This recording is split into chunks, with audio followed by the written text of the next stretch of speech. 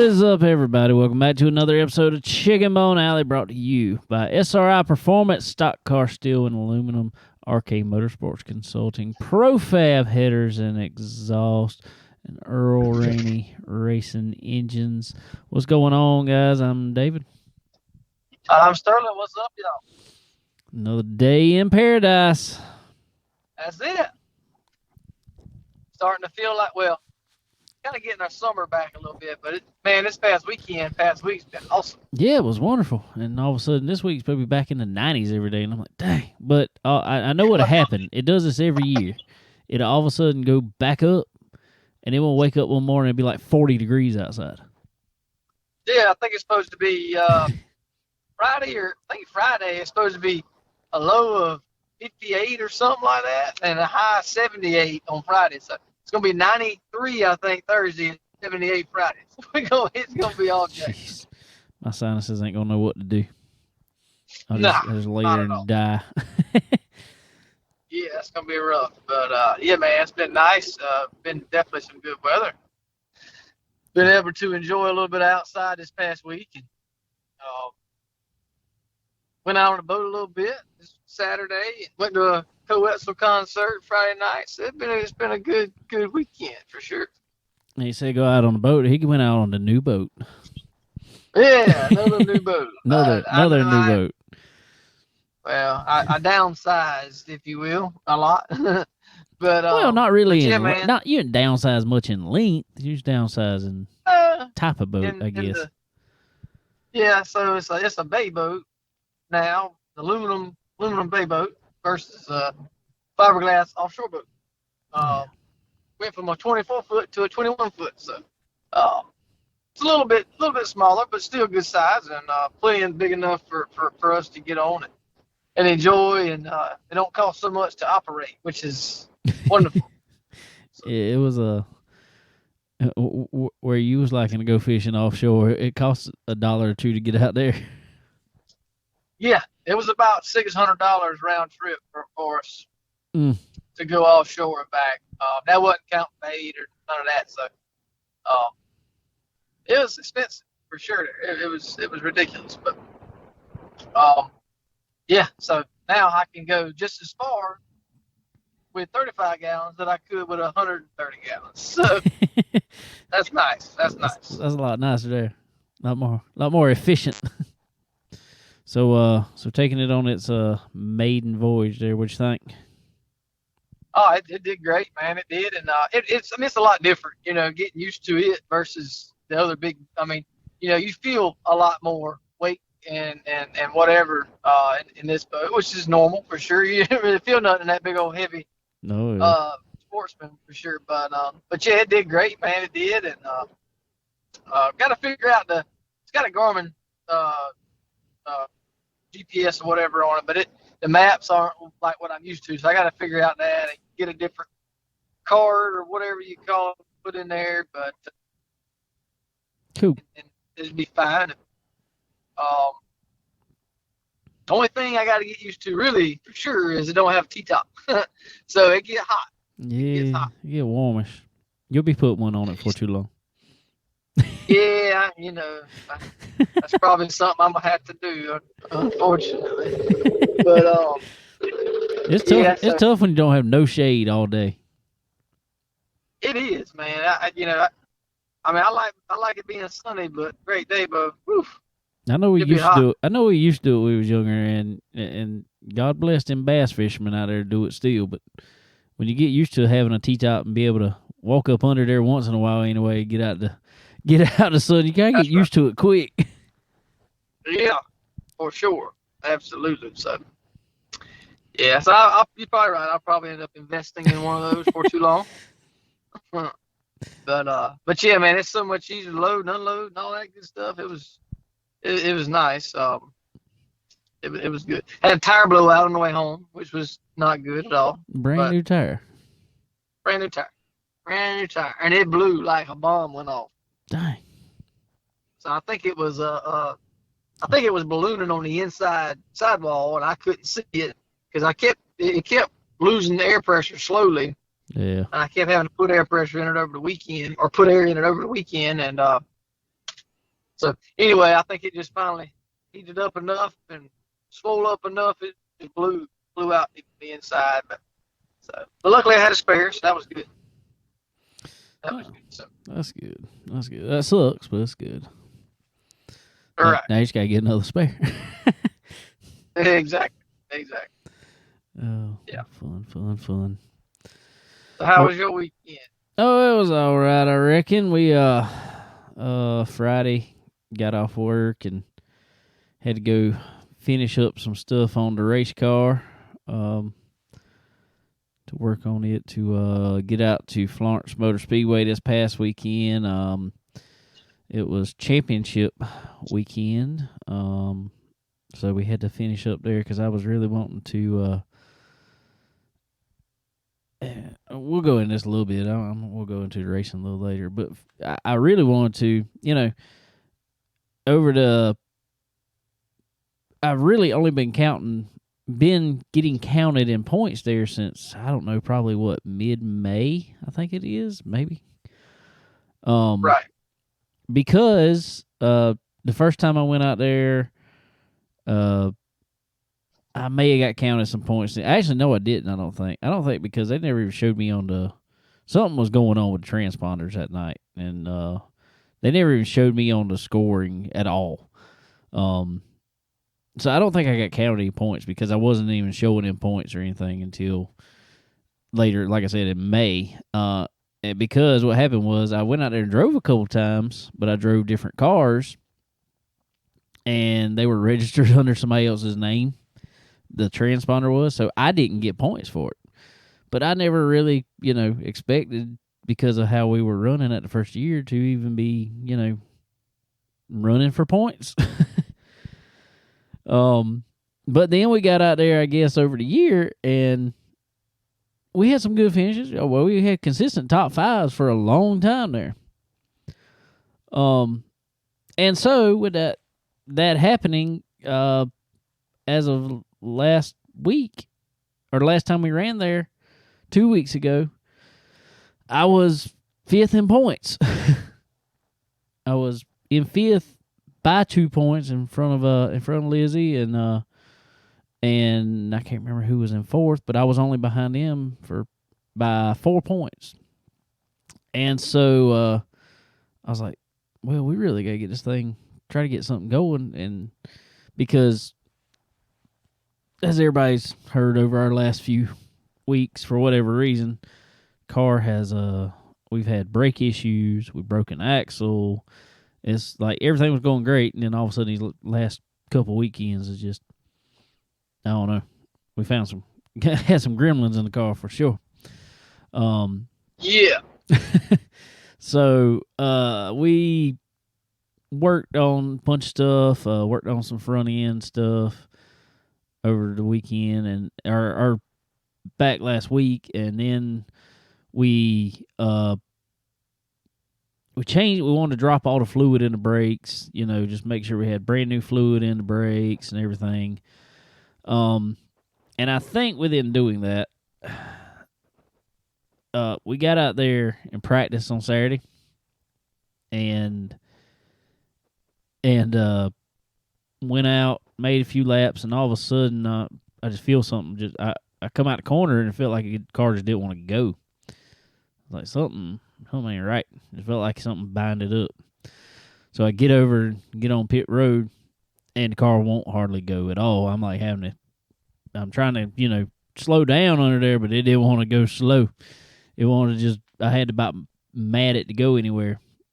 And get it back, go figure, right front brake is locked up. And so we start bleeding brakes again, because that's the only thing, after you go out there, they felt like they were working at the house, but you don't really know until you get out there and start, make some laps and get everything really moving in them systems. Right. So we assumed we had some air in the line somewhere and started bleeding the front. This is what was really weird, and I don't know how it happened. I really don't. We started bleeding the lines, and there was I don't know, I mean, just kind of, it spit out air on the right front. I mean, but nothing major, you know? Right. And working on the front, and it still was locking up. It would be free, and all of a sudden when I'd hit the brakes, it locked and wouldn't release, wouldn't come back. So we just kept on, and it was still doing it no matter how much it did on the front. And the way the master cylinder is made on those, it's really weird because the front and rear are actually kind of separate. They're on one master cylinder, but it's kind of split off separately. But, and if somebody probably smarter than me can tell me how this worked, because I've yet to figure it out. So we finally said, let's bleed the back and just make sure. Well, we go to the back and don't really feel like the brakes are working too good on the back. And start bleeding it. Well, we figured out where all the air was. All the air was, which is the farthest one from the master cylinder, it was at the left rear. But it took a little bit because we were bleeding it, and it was just fluid coming out, but it was like a pocket of air in the middle of it, apparently. Well, as soon as we got that out, all of a sudden the right front frees up. So that don't really make no sense. 0 cents. Makes 0 cents. I have yet to figure it out. I've told a few people that, and they're like, how? I'm like, I don't know. And what was really bad is there was another guy there that kind of parks with us over there, had the exact same problem, and he was having a problem with the right front. They took the whole right front caliper off because they thought it was hanging up and just not working. I told him, and we told him then, I said, go to your left rear. Just make sure there's no air in there. I mean, go to your rears, period. And guess what? He went to pull air. He went to bleed it. Air came out the left rear. And he didn't have no problem with his the rest of the day. Oh, that's great. So, apparently it's something with the way those systems are made on those cars. Or the master cylinder's made or something. I don't know. But it was a process of finding that. So, that's what we fought last week. So, we were there doing all that. But, we'll get into the racing in a little while. But anyway, so got racing over with on Saturday. Had a good, well, I'll tell you this. I guess we can talk about this. We before we left the house, because track didn't open until 1 o'clock, watched the opening drive of the Carolina Georgia football game. And that was exciting. Boy, let me tell you, I was watching our Gamecocks there, and they threw had a few plays and then threw the ball, interception, and Georgia runs it right back up for a touchdown. So at that point, I was like, yep, I know how this is going to go. Yes. And I was correct. 100%. Right, because it could have went way worse than it actually turned out. Georgia could have they could have killed us. They could have scored 100 points, I believe, on us. Oh, they could have. I think they just started pulling everybody out. Just they were like, there ain't no use in, killing our starters. Man. I mean, and I look at it, okay, like they, Georgia played Oregon, and they beat them, whatever it was, 40-something to 3, or whatever, 35 to 3, I don't know. I mean, so maybe Georgia's just that much better than everybody.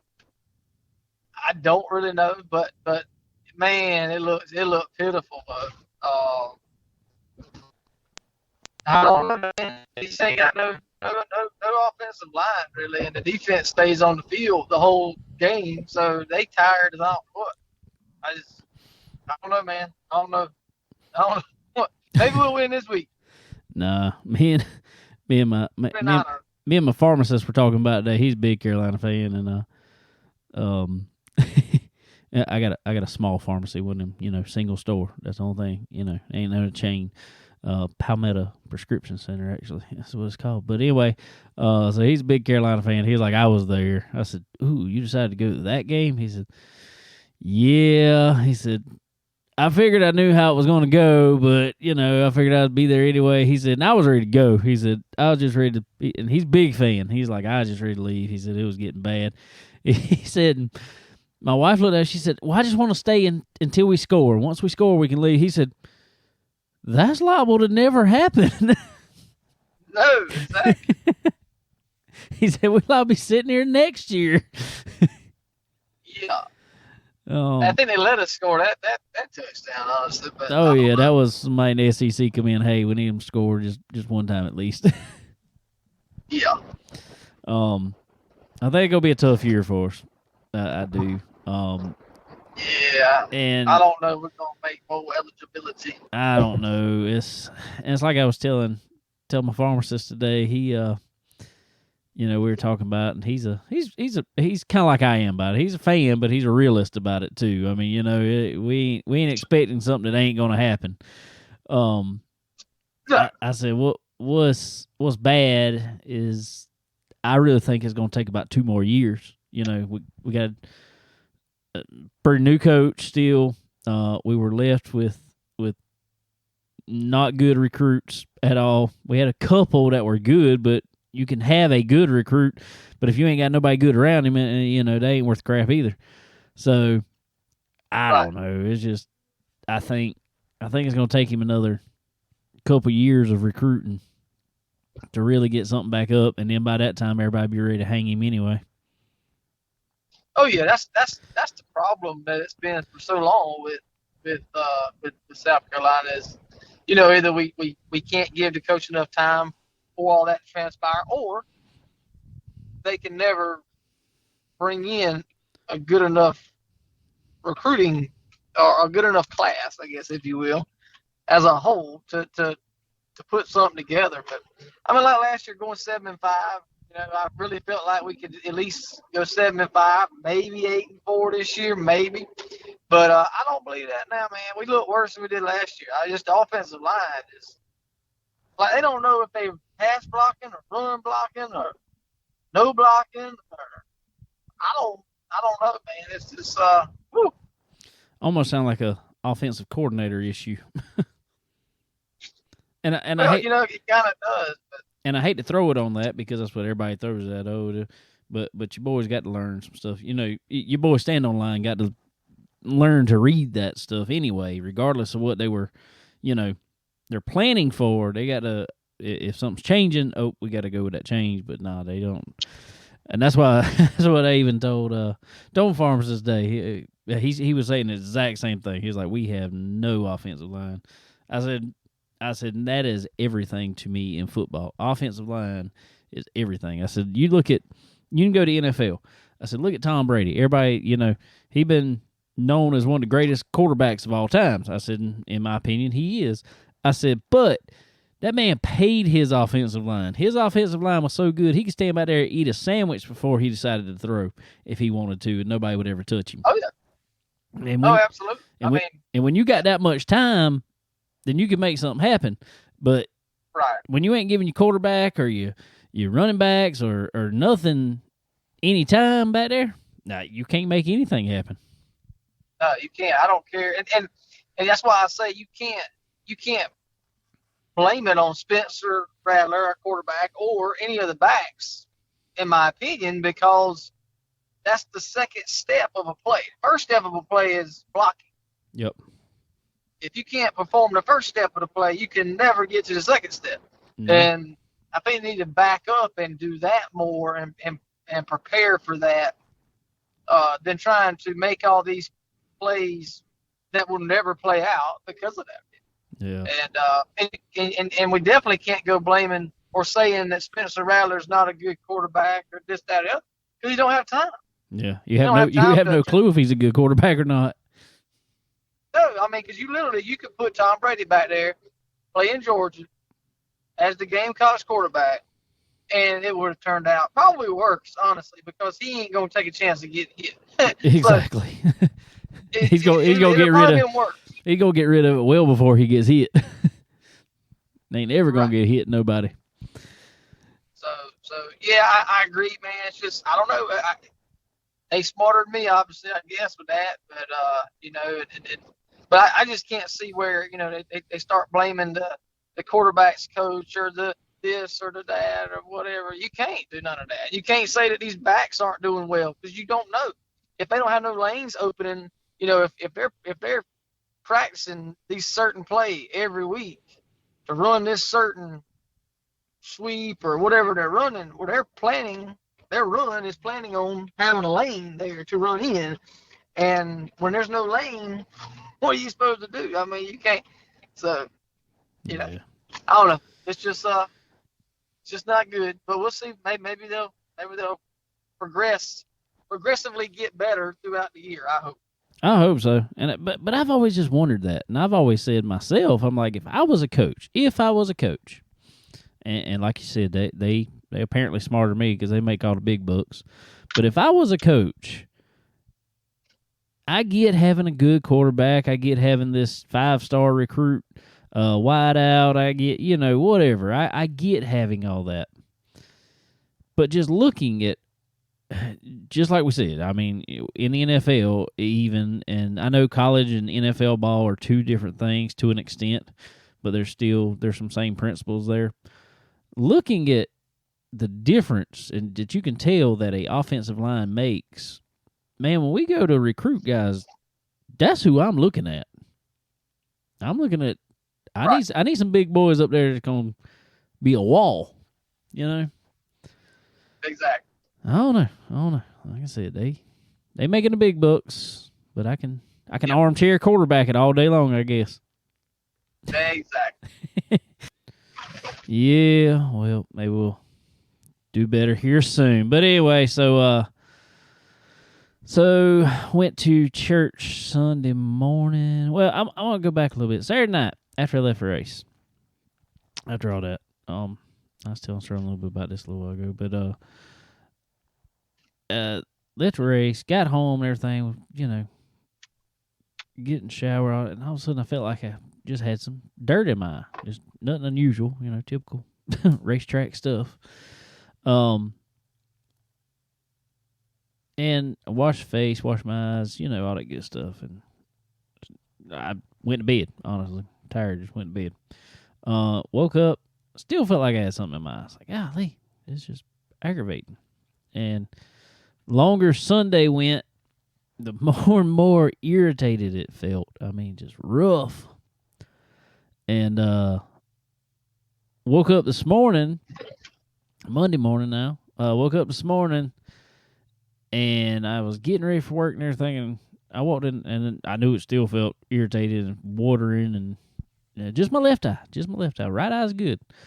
Walked in the bathroom, looked in the mirror, and I mean, it was red. I mean, just bad. I mean, I was like, oof. So I looked at Kayla. I said, think I should go to the doctor? She looks at me. She goes, ooh, yeah. You need to go to the doctor. So I called in work, told him I was going to try to get into the doctor. Well, doctor couldn't see me. Well, my appointment time, was at 10 o'clock. So by the time I'm done with that, that's, over half the day shot. So I was like, well, not going to work today. Yeah. So went to the doctor, and I was actually surprised. I was only in there I only sat there for maybe 5 to 10 minutes, maybe. And they called me back, and I was like, wow. And there was people already in there, and I was like, whoa. But there's multiple doctors in there, so apparently they weren't going to see my doctor. Or either they just saw my eye, and they were like, we need to get him out of the waiting room. Yeah, I ain't lying. He got some kind of disease or something. I know. So, anyway, got back there. He looked at it, and he's like, it's not pink eye or anything. I was like, no. I said, don't feel like pink eye, because pink eye just, to me, every time I've had it, which is, shoot, I was a lot younger when I had it. It was just really itchy, and just junk builds up in it. And it's not like that. It's just red and irritated. So he told me to lay back on the little table bed there. He's like, I'm going to put these drops in it to numb it. I was like, oh, God. And he said, then I'm going to put this little strip in it, and I need you to press your eye down on it to get the dye on it. I was like, oh, wow.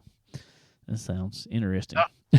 So he puts these drops in it, and it does. It, like, numbs my eye. I can't feel my eye, which is really weird feeling. which I didn't, I don't ever just pay attention to how my eye feels all the time other than when it hurts. But, the numb feeling of it is just odd. But then he put the strip in there, kind of got it on both sides, and it had this dye on it, I guess. So it basically just wetted enough so the dye would come out in my eye. But what he then cut the lights out, and he had a little thing to look in my eye, but it had a black light on it. So I guess what's supposed to happen is that dye, if you got like a cut or anything, it'll kind of get down in it, and you can see some penetrates it. Yeah. Yeah, kind of see some contrast in it. I guess with the black light.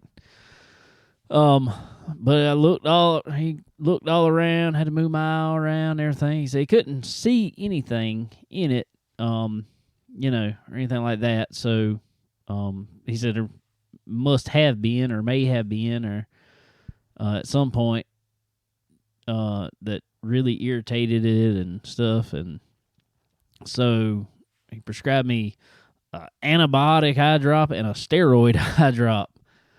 So yeah, so I've been putting him in there already today. So, but it actually, I've put in there twice so far, and it already actually feels better. Still feels like I got a piece of sand in my eye, but other than that, it's better. Oh, that drive you crazy there. Yes, it will.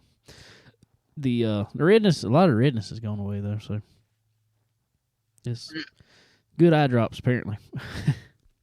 Oh, yeah, for sure. So anyway, well, I reckon it's time to get into some racing. There was good bit going on this past weekend. I reckon talk a little bit about mine first, since we already kind of went into that. Told you, had the brake issues, stuff like that. All right, so that kind of with the brake issue, man, our first practice was just kind of for naught, I mean, just didn't learn anything other than when I was hitting the gas, it was, other than I had a brake issue. And when I would hit the gas, it spin the tires off the corner. But I think all that was the front end was locked. And so I'm just burning the back tires off of it.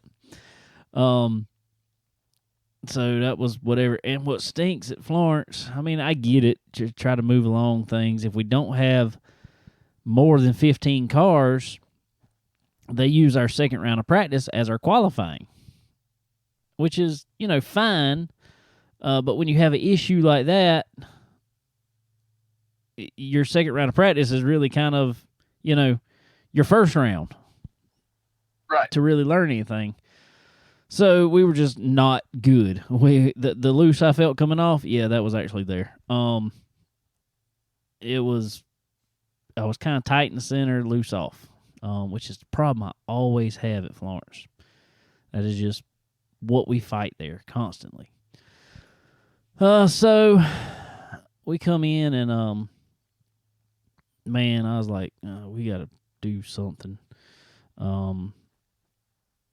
So we changed up a bunch of stuff on the car. It's just like, man, we need to throw something at it big time. Appreciate I've told you about the tire situation we got. We can't get new tires by no means. But so it's kind of being, and fortunately, everybody we kind of have a local group, I guess we'll say, that kind of races at these local tracks, Florence and Dillon, pretty much every week. And so we kind of all help each other out, and which is really cool.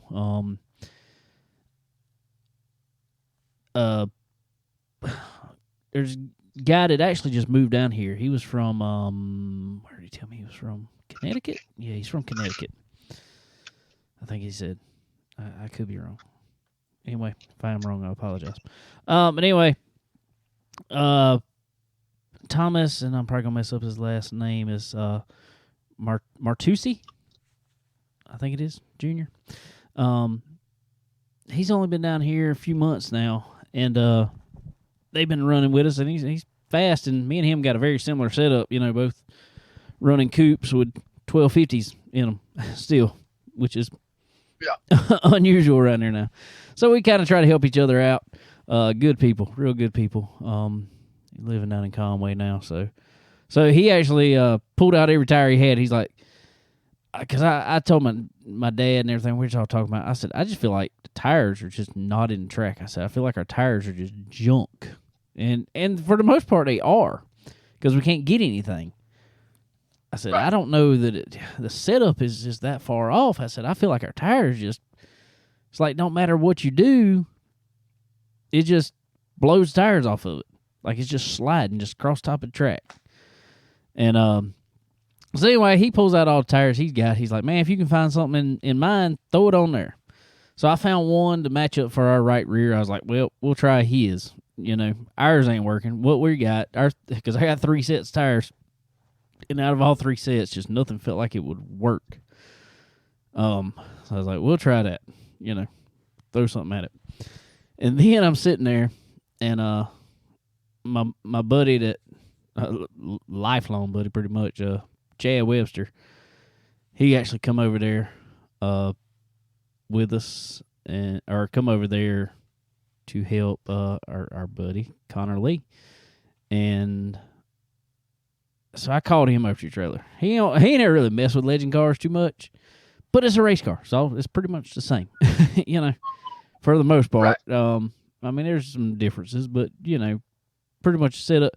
The direction you need to go is the same in every car for the purpose, or for what the issues you're having. So anyway, so I call him over. I'm like, man, and this is the problem, and I'll be the first to talk about it. This is the problem I'm still having to figure out. We're still, it's our rookie year at this. We were used to go-karts and what you had to do to a go-kart. Well, this is different, way different. I'll tell anybody that. I mean, there's some similarities in certain things, but when you're playing with when you got shocks, springs, all your radius rods on the car that do different things, when you got all that to play with, and there's a lot of little things you can do on these cars that make a big difference. And like I said, that's the stuff that we weren't used to and that we're having to learn. So anyway, boy Chad comes over there, and I tell him what all the car's doing. And he said, well, how much you want to? I said, I want to throw something at it so I feel a difference. I really want to feel the difference. I don't care. I said, we are so far out in left field right now, it's ridiculous. So I qualified 9th out of 13, I want to say. So bad, real bad, just terrible. Well, so we got to adjusting all kind of stuff, air pressures, so a few different measurements here, making a few adjustments there. Pretty much just threw the kitchen sink at it. Well, so took off in the race, and it took off actually pretty good. And I just said something about Connor Lee. I had him. Landon couldn't be there. He was on a trip with church, so my buddy Connor was spotting for me. Sweet. So it's cool to have a racer's perspective actually up there. And not that Landon don't do a good job. He does. It's just a little bit different. It's cool to have somebody who, especially that knows the track. You know what I mean? Knows where you're at on the track. Knows exactly what you're facing on the track. And so Connor wasn't running his Legend the other night. He was only running his Charger car. So he spotted for me, and before you know it, we're up to 3rd place. Sweet. So it was running along pretty good. But then as we had a long run there at the end, and car got kind of tight in the center again, and still just couldn't get my drive off like I needed to. It was better. It was way better. The direction we went was better, but we just needed more of it. So we were in a a right direction. Just that's the cool thing, you know. Like I said, we learning. But I ended up falling back to fifth. And hey, like I said, I'll take it. So what I was talking about points earlier, because we finished fifth. Other guy we were racing for fourth. I wasn't expecting with the day we were having to be able to make it up. But actually, he had a worse night than we had, so we made up to fourth in points. That's awesome, man. For the rookie year there. Yeah, that's awesome. Considering, like you said, I mean, they weren't started counting. You started counting your end points until May or whatever it was. So, right. Yeah, that's awesome. Yeah, so we didn't do too bad. Did not do too bad at all. But so we'll take that. So speaking of our buddy Connor Lee, let's go to the phone and talk to him. All right, ladies and gentlemen, on the phone. Well, you know, he's done a lot of good things, but this past weekend, you know, best thing he done, he was spotter for me. Yeah, I'll agree with that. Mr. Connor Lee, and no, that was not the best thing he done. He decided to bring it home a win there at the Charger Series there at Florence Motor Speedway this past Saturday night. So, Connor, what is up, man? Congratulations. Thank you, man. I appreciate it. It's a good night for us. Man, that was good. I was happy to see it, man. That was we had a fun night over there. I like nights like that. Yeah, I can get used to them. Oh, cool, man. Cool. Well, before we get too far into it, buddy, I want to kind of give you a chance on here to introduce yourself and let everybody out there know who you are and all that fun jazz. So tell them who you are, how old you are, and all that good stuff, man. All right. Well, my name's Connor Lee. I drive the number 18 Charger limited late model, whatever you want to call it, and also the number 18 Legend car for Dennis Brown, and I guess part-time spotter for Lucky 13 Racing. But I kind of grew up in racing. My granddad owned cars a long time, like in the 80s and all. My dad started driving when he was in high school, and I grew up with it. All I wanted to do. And when I turned 10, I started racing bandoliers up in Charlotte, and I moved to mini stocks, and now I'm in the Charger class here in Florence and Dillon, and I finally got us a win in Florence this Saturday. There you go. How old are you now? I'm 16 now. 16. Been racing all them years. Yeah, I mean, coming up on 6 years is hard to believe. I know, man. Trust me, man. I remember, I know you don't even remember this. I remember when you were just a little thing running around the pits there. Man, it's been a while.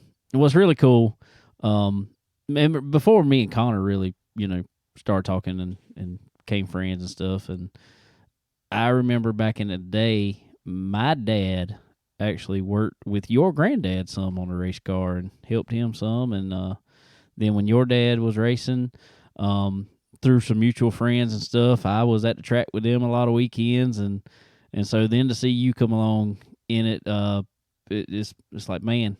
And I even told somebody this on pit road as you were racing Saturday night. I said, man, I know a lot of things are hereditary, but I didn't know being an awesome driver was, but apparently it is.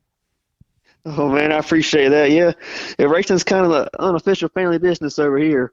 Oh, yeah. Yeah, it started a long time before me. I know the same thing over there with you, too. Yeah, it's been that's all we know, man. I mean, I don't know what else we would do if it wasn't for racing. Oh yeah, I mean, I seem like you all week and all weekend. That's what we do. Yeah, been doing it for a long time. That's right. Well, all right. Well, let's go back in a little bit. You said at 10 years old you started in Bandolero. Is that right? Yes, sir. We started up there. We ran up you know, the Concord Speedway used to have a little quarter-mile track behind it. That's right. And we that's where we raced for a while. So that's almost 3 hours away. So we decided to move to the 4-cylinder class shortly thereafter. Yep. And man, I remember you making some good runs in that 4-cylinder, man. Oh yeah, we kind of got pretty good at it the last year or so, but we had that class kind of got where people were buying 4 tires and losing money even if you won. Just so we decided we could move up to the Charger class. I think it fits my racing style a little bit more anyway. Yeah, it probably does. That's a class, and I've told a bunch of people this. They're spending late model money for a 4-cylinder race over there. Oh yeah, I mean buying $280 worth of tires to race for $200 just don't make any sense really. No, and what they're spending in motors and them things anymore is pretty wild. Oh yeah, they'll turn them so high that they'll have 2 or 3 blow in a year. It's crazy, really. Yeah. So coming up through those though, man, how is that? You just said the Charger seems to fit your driving style a little bit better, but coming up through the Bandoleros, through the 4-cylinder there, and also driving legend car some. How is that? I don't know. How do you think it's helped you progress up through racing as far as the driving of those cars? Oh yeah, definitely. I mean, there's a lot of crazy. It's amazing how young they start now. But I think anytime you kind of got to pay your dues when you drive, and even if it's just learning to race with other people, race different cars, I think any and everything you can do in this behind the wheel race car helps you as you move up the ladder. Yeah, for sure. Well, speaking of, I'll get your opinion on this. I ain't talked about this to nobody yet. Did you see the announcement come out through INEX the other day that they are lowering the minimum age in a legend car down to 10 years old? I did not see that, but I mean, I can definitely believe it. Whew, that's Yeah. I ain't trying to talk bad about nobody we race with because there's some good ones out there, but man, I know how I was at 10 years old, and I know you know the same thing, that you learning, and I feel like a Bandolero fits a 10-year-old a lot better than a legend car, in my opinion. That's just my opinion. It might be an unpopular opinion, but that's my opinion. Oh, I agree with you. When I was 10, I had just started. I was barely putting around those tracks. I was in the way. I can't imagine hopping in a legend car at 10 years old, even where I'm at now. I'm gonna tell you, it was at my age. I turned 36 this year, and I was 35 when I started this year. It was a little intimidating starting out in a legend car for me this year. I mean, this is so much of a. I guess the horsepower to weight ratio is just crazy in these legend cars to me. I've never raced them, but I have practiced a few Charger cars over there at Florence. I've practiced a few like street stocks and stuff on dirt before, and even over at Florence, and I don't know, the legend cars are a handful to me, in my opinion. 10 years old, that's a young one to be starting in them. Oh yeah, I can agree with that. Those legend cars, I mean, they're a beast to handle. You got to drive the full out of them. You got to be on the complete edge every lap. They're tough. If you can drive them, most people can say you can drive anything. That's what I've heard. So I feel like we're if we can run good in them, we're doing something all right, I reckon. Oh yeah, I believe so. Especially with some of the real tough and tight competition we got around these parks. All right. Well, I'm gonna step back from. I'm not just wanting to talk about me. I'm not saying that. I just want to step back a little bit since you did spot for me the other night. I told my son today, because my son normally spots for me. He's never been in a race car. He's 13 years old, never been in a race car, never raced anything. It's just not his thing. But he likes spotting. He's still learning at it. But I did tell him, I was like, it's just nice. It's not that he doesn't do a good job, because he does everything I've asked him to do and tells me everything that I tell him that I need to know. But it is nice having someone up on the spotter stand who is a driver themselves and knows a lot of what you're feeling in the car when I'm out there driving. So it was great having you up there and giving me some pointers on what I really need to do, honestly. Yeah, I enjoyed it. I'd say, I mean, that's probably one of the best things you can do to learn racing is listen to driver spotting audio. I mean, I listened to my dad and Pete Holtz's audio on the radio for years before I ever got to see the race car, and I think you see that even with a lot of these NASCAR spotters. You look at the names; most of them are old late model drivers. That's right. Yep. Yeah. So okay, I'm gonna talk about me. Get your professional opinion here. What was I doing wrong out there? What'd you feel like I was doing wrong the other night? Because I know I was doing something wrong. Well, I don't know if I can give a professional opinion, but hey, I mean, I didn't see much you did wrong. I say you got all you could out the car, and I mean, when it went away from you, you stayed pretty patient, got what you could. A lot of people, when it starts to go away, will try to overcompensate and end up worse than where they started. You know. Yeah. So I thought you did a good job.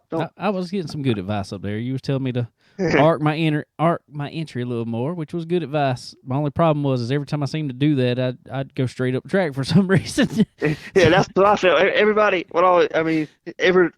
tries to tell you know how to run the line. I'm like, you know, the only person that can tell how to get the most out of the car is the person sitting in it at that moment. You know, it's you can give advice and all, but the way your car driving really depends on where you can go most of the time. Well, all right. Well, that don't make me feel too bad because my spotter was guiding me there. He was you know, even though I didn't listen to him, there's a car spinning in front of me. Go low. Yeah, I can't. I'm going high. Oh yeah. Most of the time I get caught just blabbering, and I'm not even. And I'm like, oh goodness, I hope I don't tell them one way because it might be the wrong way. No, you didn't tell me the wrong way. I tried to turn down. The car just wouldn't turn. So I was like, all right, we're going outside. Pick one or the other. Just don't go in the middle. Yeah, exactly. Nah, that's cool. All right. Well, you just talked about your dad talking with you and everything. Man, I know you have probably, as a lot of us have, I know you have learned a lot about racing from your dad over the years. Oh yeah, absolutely. I mean, I credit everything I've learned about racing to him. He was the greatest race car driver in the world whenever I was little. You know, watching him win a lot, and he showed me and everything. And he drove 4-cylinders. The car I'm driving now was the one he drove for years before I got in it. So yeah, he's been the biggest help I could ask for, and I'm glad I got to grow up beside him. Man, you say that, you know, saying your dad was the greatest driver in the world to you, but I'm gonna tell you, man, and I've told your dad that his dad's Jamie Lee. A lot of people around here, especially down here in the Southeast, know him. Seen him run that number 18 late model around here everywhere, and but especially between Florence and Myrtle Beach a lot. Man, I told a lot of people this. I really thought your dad, if he back in the day anyway, which I still think he could probably do it. If he had the big desire to move up in racing, I don't care if we want to go NASCAR racing. I really think he had the skill and ability to do so. Because I'm gonna tell you, I really thought he was one of the best drivers in this area, period. And if you are a good driver in this area, we've seen what that does. Those guys go far, for sure. And I thought he was one of the best out there. Oh, yeah. I've heard from a lot of people, you know, back when he was racing against Robert Powell and some of those guys that, you know, maybe things fall a different way. He could have got a Pro Cup ride or maybe an old Busch Series ride if, you know, had the right person that got behind him and all. But yeah, I mean, he was real good, late model stocks, Myrtle Beach and all. Oh, yeah, for sure.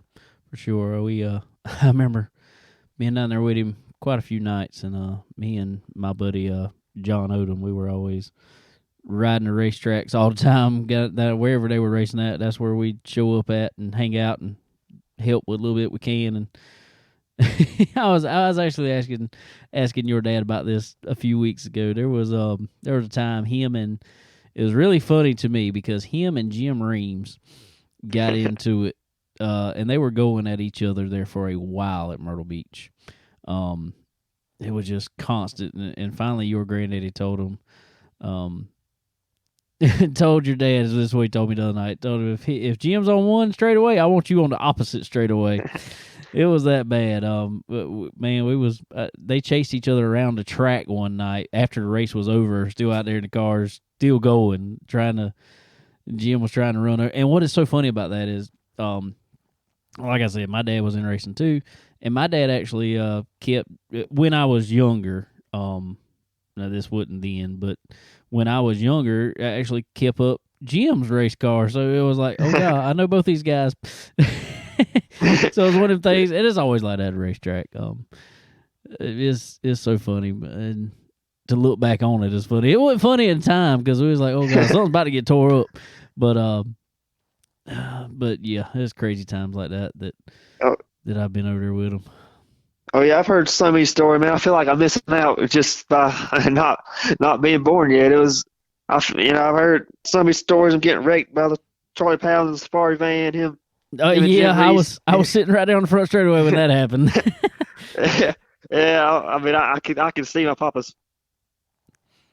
Yeah, I've heard stories. I mean, they were wild back then. They were cutthroat. It was you didn't have any friends at the racetrack. It seemed like. No. Well, talk about your papa there, Mr. Shelby Lee. We unfortunately lost him this past year, and man, he meant a lot to this sport. Obviously, your granddaddy. But to hear the stories that everybody told about him around this area, especially, tell us what a mentor that he had to be to you. Oh, he was huge. I mean, he's the founder of racing in this family. He's rough around the edges to some people, but man, he was one of the nicest guys you could ever meet if you really got to know him. He loved it. I think he loved that I loved it, and that because you don't often get three generations all doing the same thing together, and that was pretty special. And but yeah, he meant a lot to a lot of people around here, and I wish you could have seen this season right here. I think it'd have put a smile on his face. Yeah, it definitely would have. I remember being down there, a couple years ago, and when you were racing and stuff, and seeing him, he just looked happy down there watching you do what you were doing. So it was really awesome to see, and man, I'll be quite honest with you, it's awesome to see you developing into the driver that you are, knowing your family history. So speaking, going into the driver you are, let's go into Saturday night, man. I talked to you early in the day, and you were fast in practice, and I asked you what you thought you had, and you said it felt pretty good to you. So take us back early in the day. Well, yeah, early in the day, I thought we were going to be okay. We had morning practice and was pretty decent, but we went out there for the first round of practice, and we lost a little bit, but we had Chad Webster with us, and I kind of looked at him, and he was like, "I think we'll be all right." And I was kind of, okay, he must know something I don't, but it worked out. I mean, and then we ended up qualifying fourth or so, not really in contention for a top spot, but I thought we were pretty consistent and handled pretty good, and I had a decent feeling going into the race, and then it all worked out for us there. Yeah, for sure. So I told somebody, I'm not just trying to make your head big here, but but I told somebody when we were down there talking on pit road while you were racing, I said about Connor, I said, man, I'm gonna tell you, they were talking about he's consistent. I said, and I'm gonna tell you, he will be like that every lap of this race. I said, and that's what I like about your driving style, man, is because you get whatever that car is gonna give you, you get that out of it from lap 1 to the checker flag. And that's where I think, and that's what I think you did the other night to really win that race. Is you got everything that car gave you the whole race. Man, it was it looked like it was. I was watching you coming off 2, especially up through 3/4 way through the race. Man, that thing was a rocket off of 2. Oh, it sure was, man. I could catch that lip off of 2, and it would fly on my back straight away. But yeah, I appreciate what you said, man.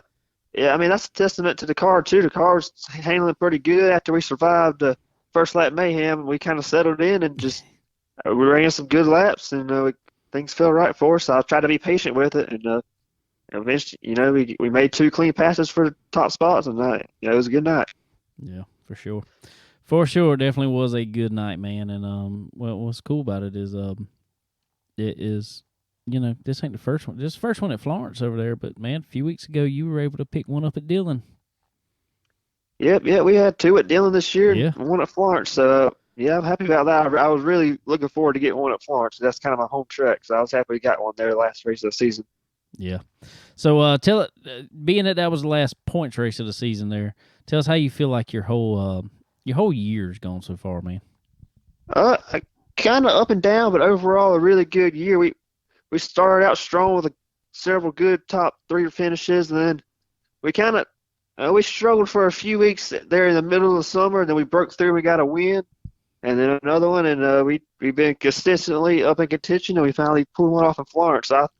I say it's been a really good year for us. A lot of improvement from last year, and we're contending every week now instead of just trying to survive. We're up. We can run up front and we can win now. For sure, man. All right, well, like we were talking about, where people can go in the sport. What is your goals in the sport, man? How far do you want to go? I mean, I want to take it as far as it'll let me ride it, but immediate goals, I think we might try and run some of the late model class in Dillon next year, or just see what we can do. I mean, we I like to run late model stocks eventually one day, but right now we're gonna get real good at what we're doing and slowly move up if we can. There you go. Well, y'all be on the lookout for the name Connor Lee in that 18 car, because whatever he moves up to, you're gonna see him up at the front of the class. I know it for sure. Because he's that good driver. I'll tell you that. So, I appreciate it. Well, who all on that car this year that you got to thank, man? my dad, mom, huge. They're enabled me to do it, and Pete Holtz has been with us. Been with the team longer than I've been alive. Yeah, Pete Holtz is a great guy. Yeah, Pete. Yeah, Pete's the guy. He's my spotter, and he's helped us out tremendously. And Chad Webster's helped us out some this year, and Ethan and Mr. Robin Winkler, they've been helping us some. And sponsor-wise, we have L&M Framework, Extreme Landscaping, Bearco, Backflip Prevention, and Trinity Auto Glass have come on this year and helped us out. So a lot of work goes into this, and I really appreciate all the people that help us out. For sure, man. For sure. And can't do it without any of them. So we appreciate them also. Any sponsor of any car in the sport we appreciate, because we know is those guys that help enable us to put on a show for all these fans out there and for everybody to watch some good racing, and to help with stuff like I know the other week you had to do a bunch of work on that car about a month or so ago now, month and a half ago now. Got in a little bit over it. What was that at Dillon? Y'all kind of got been Dillon. And yeah, whatever y'all put it back together with it's been fast ever since, man. Yeah. I was kind of worried because we had just won the week before and we were starting to run good, and then we got the whole left side of the car pancaked, and you always worry when you got to pull up chassis back out and all, is it gonna come back the way it was? But it's come back pretty strong and hadn't missed a beat. So I was real happy with with my team and help for getting it back together so good. And that was really impressive. Well, man, good deal. Well, I sure appreciate you coming on here, and again, I appreciate you spotting for me the other night. That was a lot of fun. And I say it's fun having him spot for me. Somehow, me and Connor end up, it seems like, really close to each other when we race together. Oh no, yeah, man. I'd say that the Legends racing, especially at Dillon, is some of the most fun racing I think I've ever had. Racing with you and Dennis and Barry. Like you said, we seem to always find each other some way, somehow in the race, and we can run side by side, never touch. It's exactly. Real fun. I know there was one night at Dillon we were side by side. I know for probably 4 or 5 laps. It felt like anyway. It might not have been that long, but it sure felt like that. And you can get up on a house side in Dillon and run somebody forever up there. Exactly. It's real. Yeah, it can be tough to pass, even if you're a lot faster sometimes. Yeah, and that's another thing I tell you, man, is you're one of the guys that I can get beside, and I hope I'm the same way for you. But you're one of the ones I know I can drive beside and we can race hard. If we were to touch each other, I know it's nothing intentional. Yeah. So I'm the same way. Yeah, like all the guys around that we race with, we're all respecting each other. And we, it's fun when you can race like that and not have to worry about anybody intentionally doing anything. Exactly. So it's cool to have fun with you out there on the track, man. And but I was real happy to see you get it done at Florence this past weekend, buddy. And man, I hope whatever racing we got left to go this year, maybe that's not the last one. Maybe we can pick up a few more. Yeah, I hope so too, man. And I'm ready. You gonna be racing in Dillon next week? Because we'll be there. It's time for you to pick up Yeah, I want to see you in victory lane soon. Man, I thought I was going there last time we was at Dillon, man. I know it. Man, I felt so bad for you. Oh man. It's one of them things. That's racing. I guess that's Yeah. what they say. You better expect stuff like that to happen. But Oh man, yeah. hopefully we'll have it. I hope we got it back figured out, and think we got our brakes straight fine. We made it through a whole race the other night, and no brakes went out, so we were good to go. Yeah. Well, that's good. They said say that if you can keep brakes, you're gonna be tough to beat. I'll say that. We hope so. Hopefully we can find it. You know how that is. One day you out there and it's good, and you go back with the same stuff, and next week it ain't no good. So who knows? But I hope. Oh yeah, yeah. I remember you coming up to a Saturday and just completely baffled by what the brakes, what was causing them, and what this or that. You seemed like that you couldn't tell, why they were working and why they weren't. They just had a mind of their own sometimes. Yeah, I'm telling you, man, it seemed like that, but I think we got it figured out finally. Good deal. I think we do. So yeah, we will be there Saturday, and hopefully racing hard. Oh yeah, looking forward to it. Me too, man. Well, man, I sure appreciate you coming on, hanging out with us tonight. Appreciate you spotting for me the other night. And let's go have some more fun at the track this weekend. Oh yeah, thank you for having me on. I enjoyed it. All right, buddy. All right, everybody. Mr. Connor Lee here on Chicken Bone Alley. All right, awesome young man there. He's got a bright future ahead of him for sure. Oh yeah, no doubt. And as you heard there, he's got a great background that he comes from. So nobody expects anything out of Connor but to be an awesome driver, and he's living up to it for sure. Oh, absolutely. Yeah, it's definitely in the blood for sure. Yeah, I actually told somebody that the other night. I said I didn't know racing. I said I didn't know being a good driver was hereditary, but apparently Right. it is. Yeah. Oh, cool. So anyway, guys, as I say every week, y'all need to head over to SRI Performance so you can be as fast as Connor there. Like how I did that.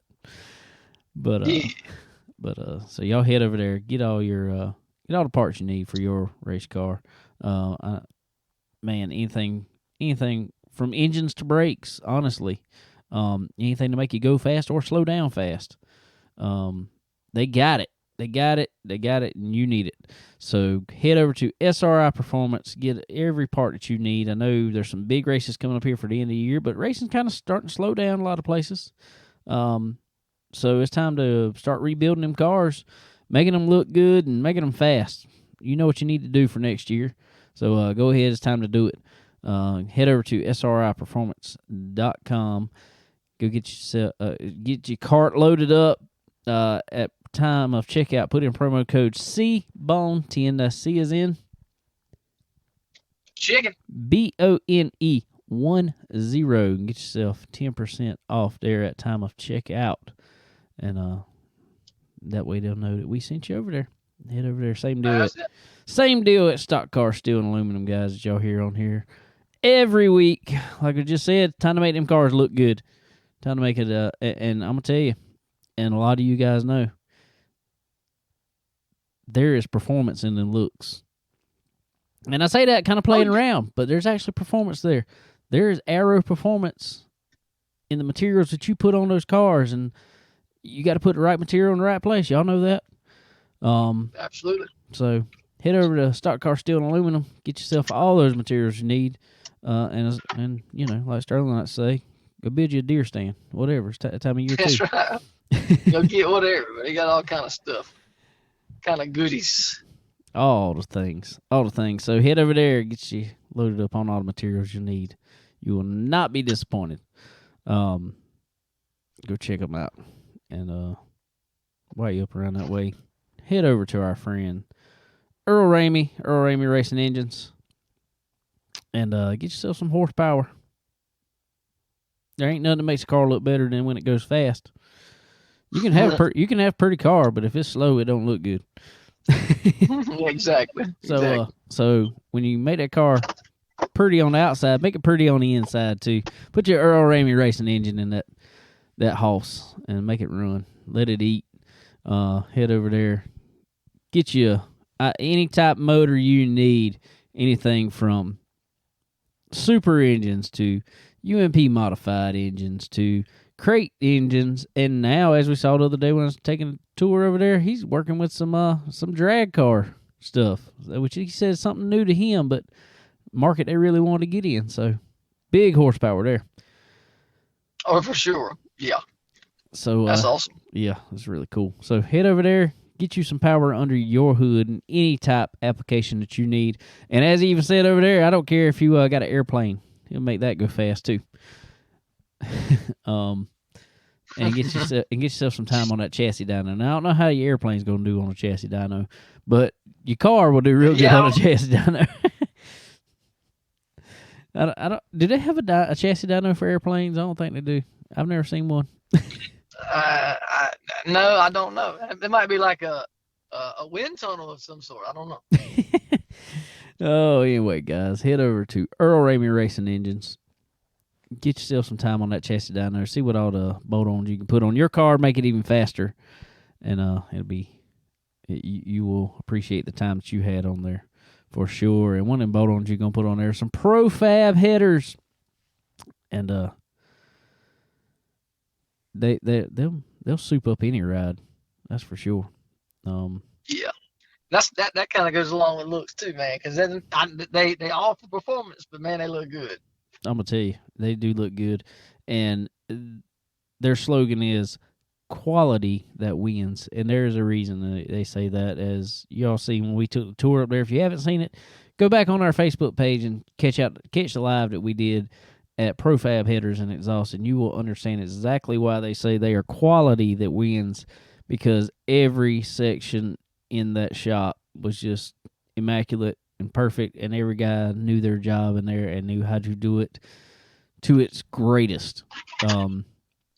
There's no slouches in there, and everything that come out of there is top notch. So you guys will not be disappointed at all in a set of Profab headers. So y'all head over there and get you some of that. Faux show. Well, speaking of Profab headers and exhaust, I'm pretty sure, and this is going pretty good here, I'm pretty sure that is the only part on this new NASCAR Cup next gen car that doesn't fail every week. Yeah. Because unfortunately, I say you're right. Exactly. I mean, they're consistent. They're living up to their name. You know, Profab headers, quality that wins.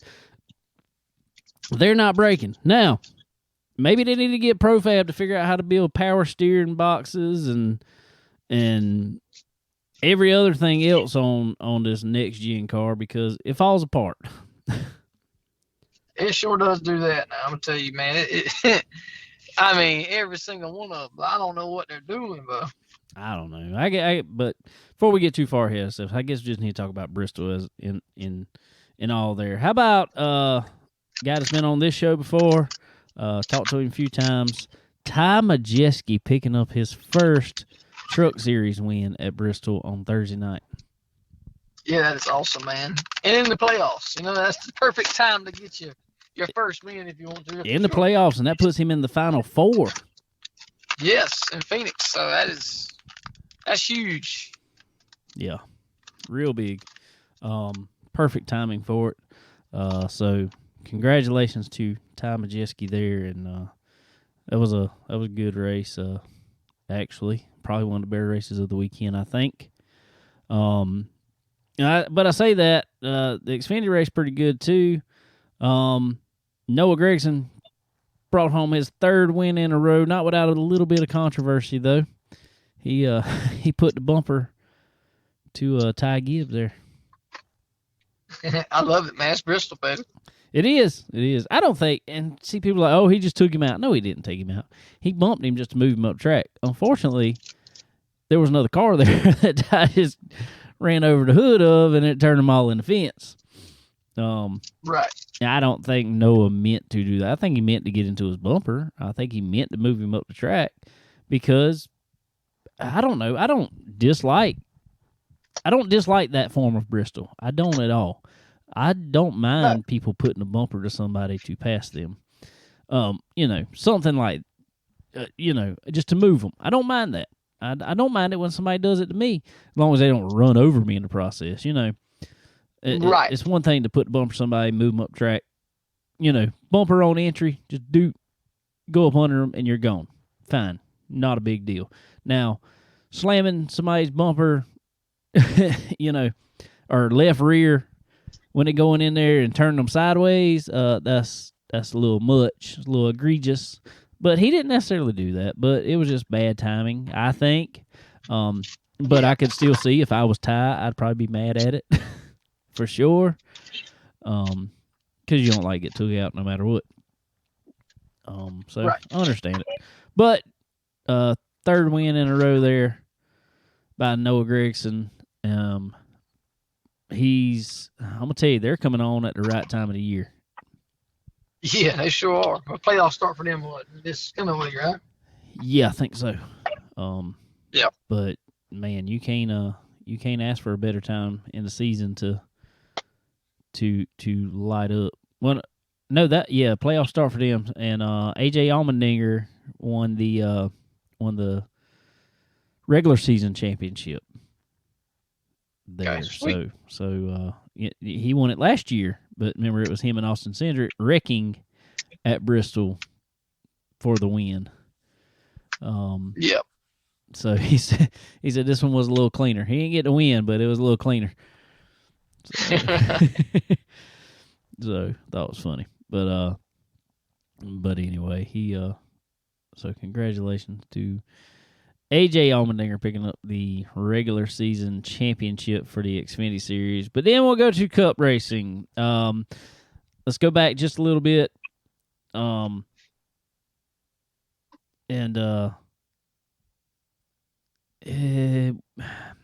let's go back to last week.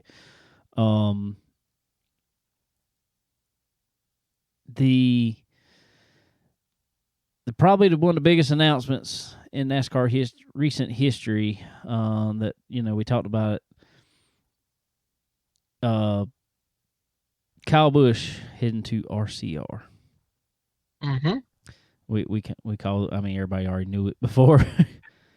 Yeah, I'd say everybody pretty much knew, but so but it is huge. That's yeah, it's pretty big.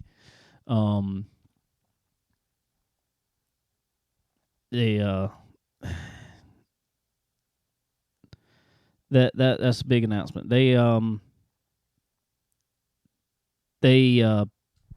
It's probably, it's weird. I'm just wondering.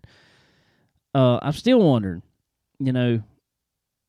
Tyler Reddick moving over from the 8 car. I don't know. I guess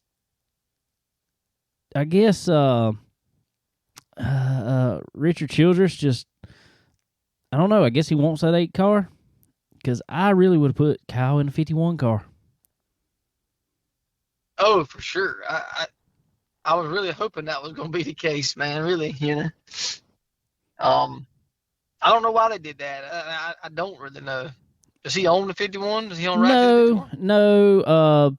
No. Rick Ware does, but supposedly they're going to be leasing that charter from Rick Ware next year. For Tyler Reddick to drive. Right. So I was like, man, I would have just got the 51. I mean, but you don't have to have the charter. He could have got the number from Rick Ware, I think. I don't think, Rick Ware Motorsports will probably just take whatever money they can get. I mean, I hate to say that, but exactly. They're a lower budget team, so they'll take whatever they can get. So, why wouldn't you put Kyle Busch in the 51 car?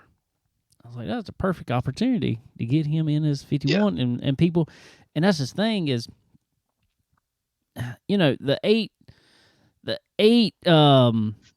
merchandise that's out there already isn't going to be. It's going to be obsolete because most of it's going to have Tyler Reddick on there. So it's not like RCR is just branded in this 8. You know what I'm saying? Right. RCR is all about the 3. They got the 3. That's what they're worried about. I don't know.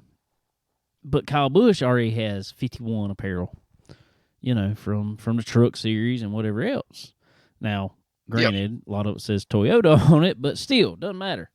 That's 51 apparel. So I was just like, man, why wouldn't they go with a 51? So I don't know. It's gonna be weird. But I'm they said, Richard Childress said that Tyler Reddick will be in a third chartered car. So I don't know. Yeah. It's gonna be, I guess, and I'm wondering still if it's gonna be dependent if Kurt Busch comes back.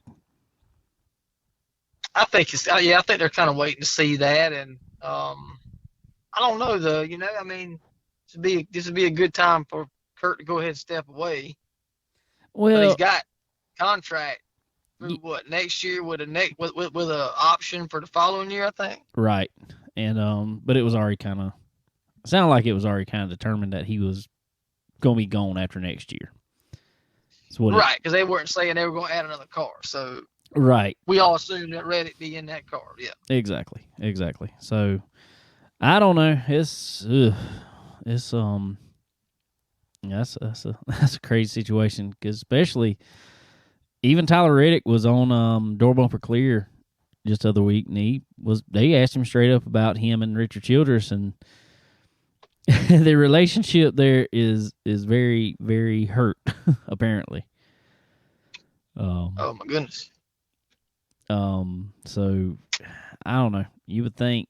Well, I mean, I don't see where it could be that major for Richard, because nothing against Tyler. I mean, Tyler's more up and coming than Kyle, but you're losing Tyler, but you gaining Kyle Busch. Well, yeah, whether you like him or not. I mean, exactly, and I think it'll probably, in all actuality, the relationship will probably mend itself a little bit better now, because apparently, to hear them tell it, when Tyler announced he was leaving, they hadn't even looked at Kyle before that. Hadn't even thought about it. Wasn't even a thought. They just thought they were going back with the same group they had, and they were going to keep trucking with that. Right. Well, when Tyler announced he was going to 2311 in 2024, and the whole thing come out with PR, couldn't been worse time and blah, blah, which is really crazy, to me, for them to even put that out. It was just they said Austin is the one who come to Richard Childress and said, hey, maybe we should go after Kyle Busch. Right. And Richard Childress has got that kind of money to throw around and say, what you need, And apparently that's what he did. So I think now that he's, moving on from Tyler to Kyle, it's probably gonna be like, whatever. I think the probably biggest thing he's not happy about now is having to have a third car. I don't think he just wanted a third car for next year. Yeah, I think so too. And I just think maybe the respect thing of it is maybe what Richard's more upset about, Oh yeah, for sure. That's exactly what it is. Just being respectful and saying, I mean, if he did, I don't know how that would all work, but if Tyler would have went to Richard and said, look, I got this opportunity over here, I'm going to take it, but I want to let you know first before it just gets leaked out and I'm finding out from third party or whatever. I think Richard's more of a stand-up kind of handshake agreement type dude, and he just didn't like being backhanded like that, I think. Yeah, I mean, that's pretty much exactly what it is. But in my way of thinking, I'm like, all right, this is what you got, so why don't you roll with it? I mean, really roll with it. Richard Childress Racing at one point in time was a 3-car team. Why not, since you got Tyler Reddick for another year, he's more than capable driver. I say don't even break that team up. Just move the 8 team with him, whatever car he's going to run. Build a new team around Kyle, because you got good input you got top of the line input from the driver. Yeah. Build that team around Kyle. Don't take a team that was already there right now, anyway. But take that team with Tyler Reddick. Don't break it up. keep trucking on the way you were. Just change the number. Yeah. And that way, shoot, maybe squeeze out a few more wins. And who knows, you might could get some good sponsors, get another good driver rolling into that ride when Tyler Reddick leaves, and then you got another good 3-car team. Because I think they're gonna need. Go ahead. No, I'm just saying that because I really think bringing Kyle Busch over there is going to up the level of that team as a whole. Oh, it's definitely going to, and another thing to look at with a 3rd car, which Chevrolet hasn't had in a while, development type situation. So now there's no Chevrolet drivers that I know of that's going to be driving for Kyle Busch next year in his trucks. So that's going to start building that up for that development to bring guys in to Richard Childress Racing in the future. Exactly, so, and Chevrolet as a whole.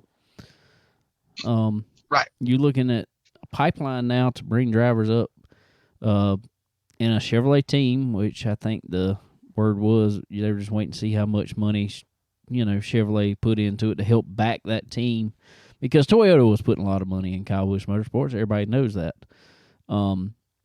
So it's how much does Chevrolet want to do it? And in my opinion, why not get the Cup owners together, all the Chevrolet Cup owners, and say, hey, we can use this as a pipeline. You get Cup owners and say like Junior Motorsports and Colleague even, get all those that. Yeah, I mean, it'd be a lot bigger scale than Toyota, but that was the only reason Toyota put so much money into it.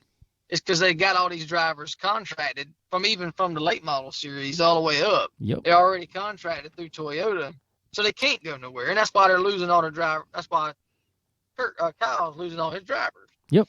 But if you could do that from a Chevrolet standpoint, you won't have to worry about it. I mean, you won't have to worry about what was the last one? William Byron, wasn't it? William Byron.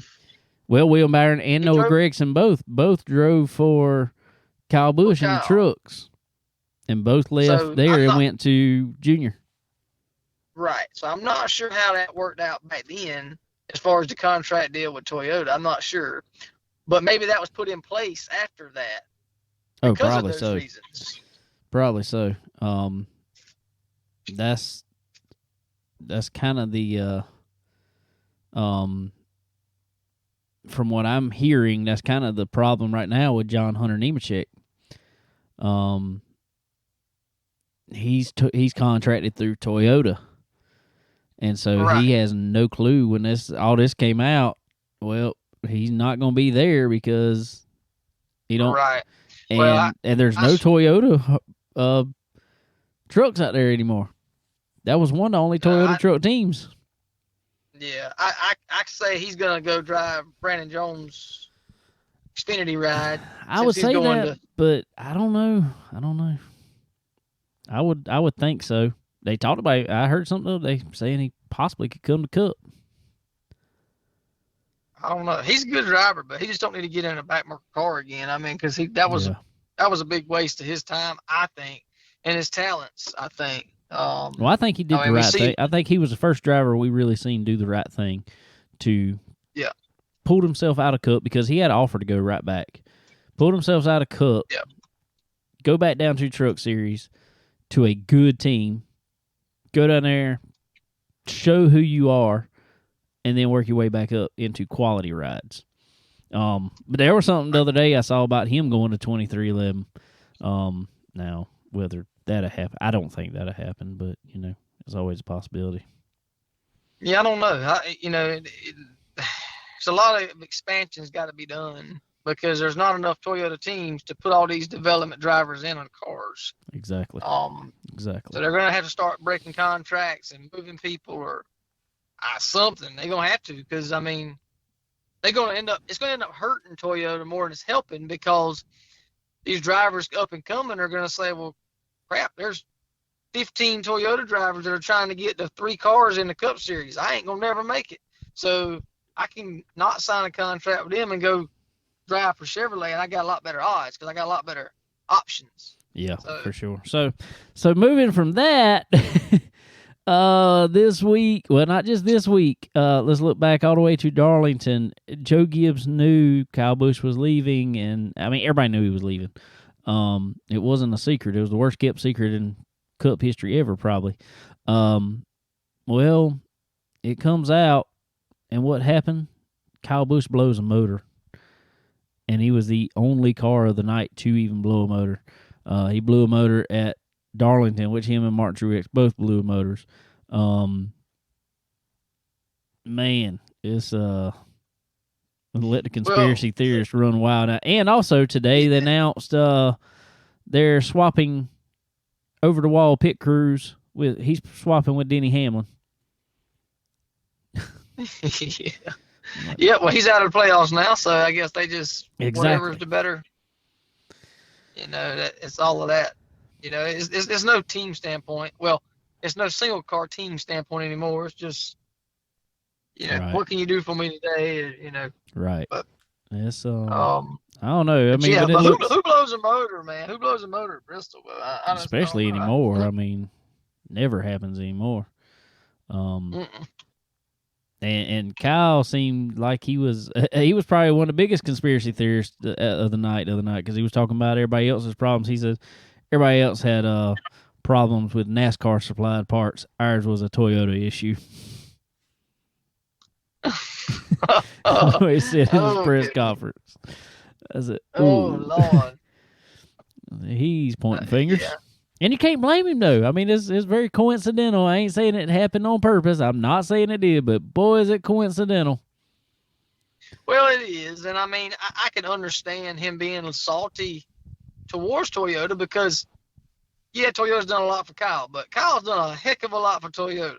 Oh, and one thing that was said in the press conference with RCR, or I say afterwards, he was asked directly. I can't remember who asked it, Jordan Bianchi or one of them guys.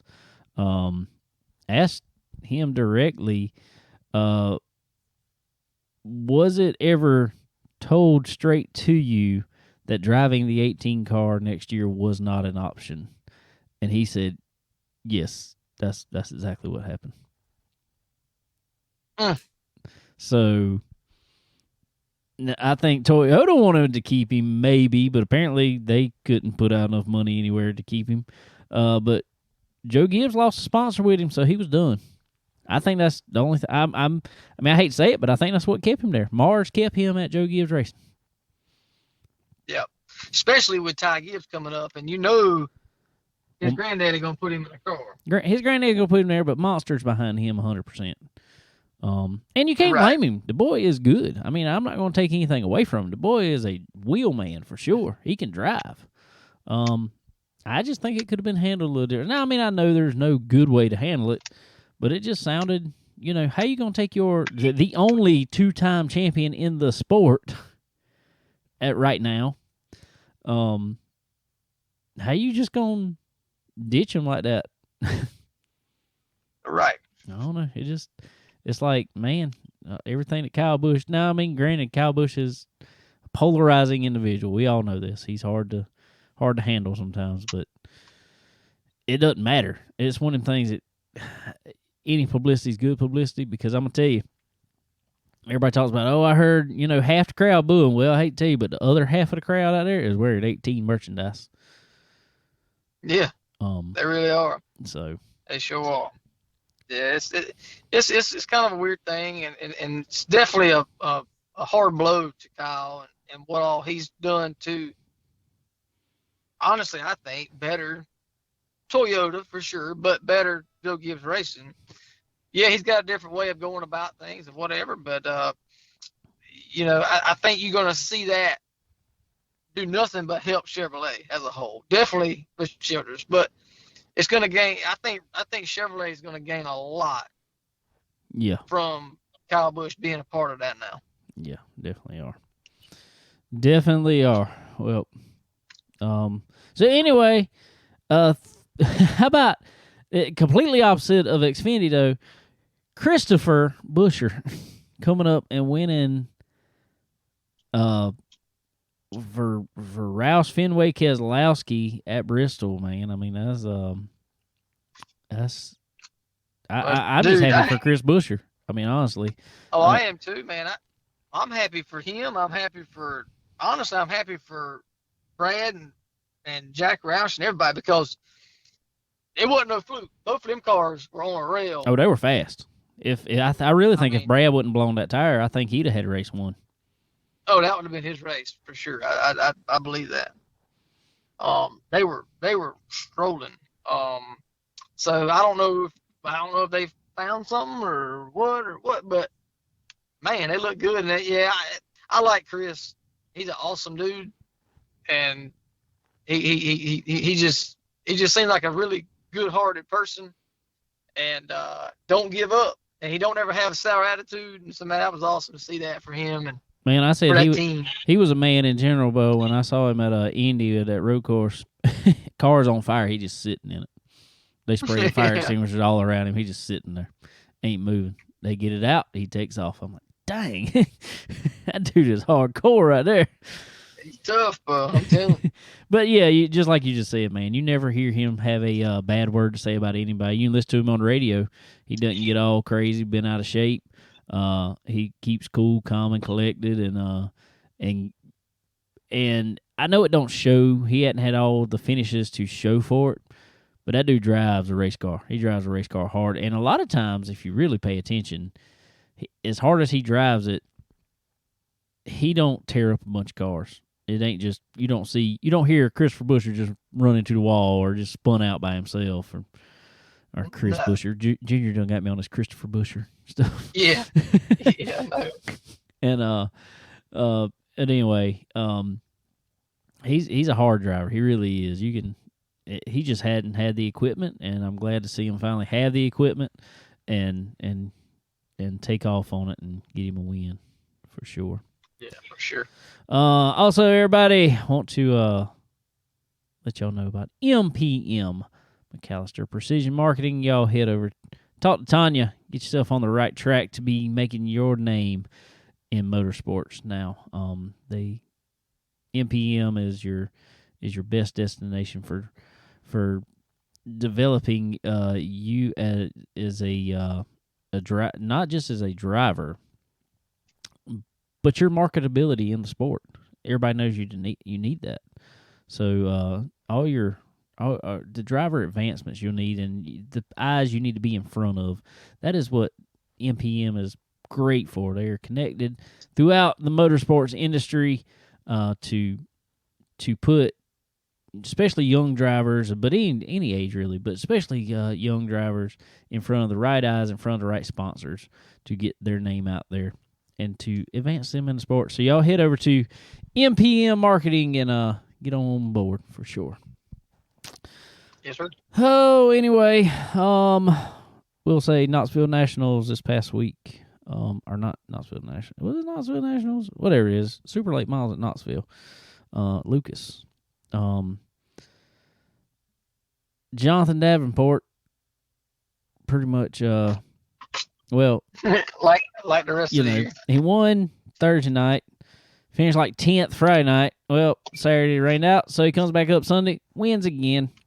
Bobby Pierce, Ricky Bobby Pierce is managed to bring home Friday night. Pretty good racing. Nothing too wild and crazy. Pretty good racing going on. Our buddy Will Harrington taking home the I think it was the Magnolia 100 down there at the Mag. Glad to see him back in victory lane. Really didn't talk enough about him last week about all he did at Eldora because man he done good at Eldora. He was up front every race out there. Only missed making the main on Saturday night by just a couple positions, and man, it was good to see him out there run up front. Absolutely. For sure.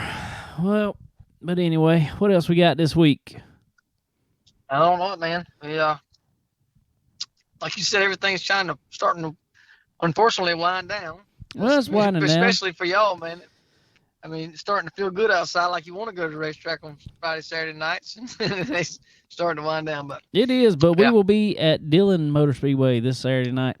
out there racing. Gonna feel good out there. I think high of 81 Saturday there. So, woo, it's gonna be great. Yeah, it's gonna be perfect. Low in the 50s. It's gonna be wonderful. So yeah, we'll be heading over to Dillon Motor Speedway. See if I can make up for the last time I was at Dillon. When I was leading and brakes went out. Yeah. Maybe. Let's hope that don't happen this time. Well, I just hope I can make up for that. I want to get in the lead and nothing go out. Just keep it. Be up front. Yeah. That's what I want to do. Yeah, exactly. So that's all good. But yeah. So we'll be headed over there. I don't know what else is going on this week. Is Martinsville this weekend? Is that this weekend coming up? Yeah, that's this weekend. That's this weekend. The Valley Star 300 this weekend at Martinsville. Our friend that y'all heard on here, we had a video from North Wilkesboro. Ross Boo Boo Dalton be up there running. You might see a little star on the back with Chicken Bone Alley on it. Even who knows? Sweet. He did some fundraising. We might have stuck some in there for him. So y'all head up there. That'll be a good race to watch for sure. But anyway, head over to your local track and support all these classes out there. I want to also thank our friends at High Octane Racing Apparel. Y'all heard of Leah on here a few weeks ago. Man, some good looking stuff for sure. Go get your hands on some. Check out our Facebook or either High Octane Racing Apparel's Facebook page. Check them out. Check out all the designs they have. Some good stuff for sure. You will definitely want to get on there. Get you some of that to get on. Because and this is racing apparel for the guys and for the girls. It is female owned, so they know what the ladies want to wear. Hey, good looking stuff for sure. So y'all head over to High Octane Racing Apparel. Get you some fresh threads there, as they say. That's right.